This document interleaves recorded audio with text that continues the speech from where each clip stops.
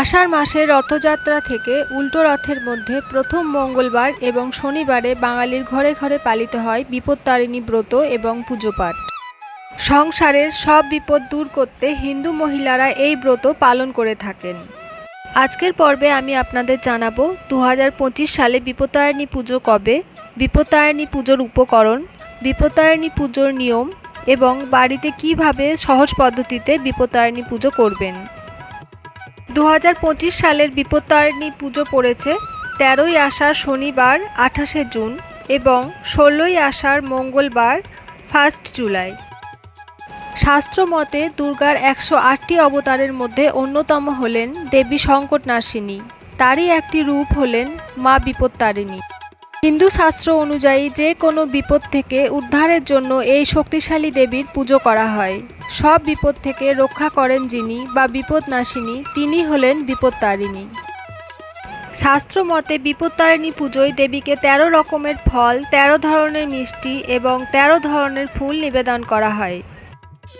বিপত্তারিণী পুজোর উপকরণগুলি হল ঘট, আম্রপল্লব, শশীষ ডাব, নৈবেদ্য, 13 রকম ফুল, 13 রকম ফল, 13 গাছি লাল সুতো, 13টি দূর্বা, 13টি পান, 13টি সুপরি, 13 রকম মিষ্টি এবং 13টি বাতাসা।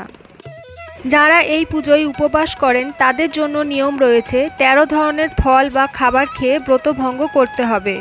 তবে অনেক জায়গায় পুজো শেষে 13টি লুচি এবং 13 ধরনের ফল খাওয়ার প্রথাও রয়েছে। বিপত্তারিণী পুজোর ব্রত এবং উপবাস রাখলে এই দিন কোনোভাবেই চাল, মুড়ি অথবা চিড়ে খাওয়া উচিত নয়। এইবার আমি আপনাদের জানাবো বাড়িতে পুরোহিত ছাড়াই কিভাবে সহজ পদ্ধতিতে বিপত্তারিণী পুজো করবেন। বাড়িতে বিপত্তারিণী পুজো করার জন্য প্রথমে একটি পরিষ্কার স্থান বেছে নিন। তারপর সেখানে একটি ছোট চৌকো জাতীয় জিনিসের ওপর মা দুর্গার ছবি বা মূর্তি স্থাপন করুন। পুজো শুরু করার আগে আপনার ঘর পরিষ্কার করুন এবং প্রয়োজনীয় উপকরণ যেমন ফুল, ধূপ, ধুনো, বাতি ইত্যাদি সংগ্রহ করুন। পুজো করার সময় দেবী বিপত্তারিণীকে স্মরণ করুন এবং তার মন্ত্র পাঠ করুন। এরপর ফুল, ধূপ এবং বাতি দিয়ে পুজো করুন। এরপর পুজো শেষ করার পর প্রসাদ বিতরণ করুন।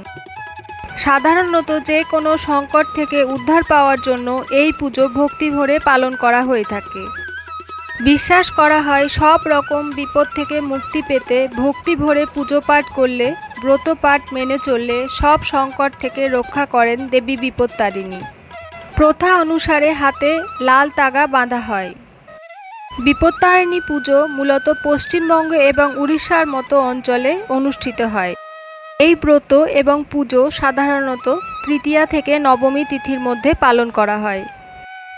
ভিডিওটি যদি হেল্পফুল মনে হয় তাহলে চ্যানেলটি সাবস্ক্রাইব করে পাশে থাকবেন। জয় মা বিপত্তারিণী।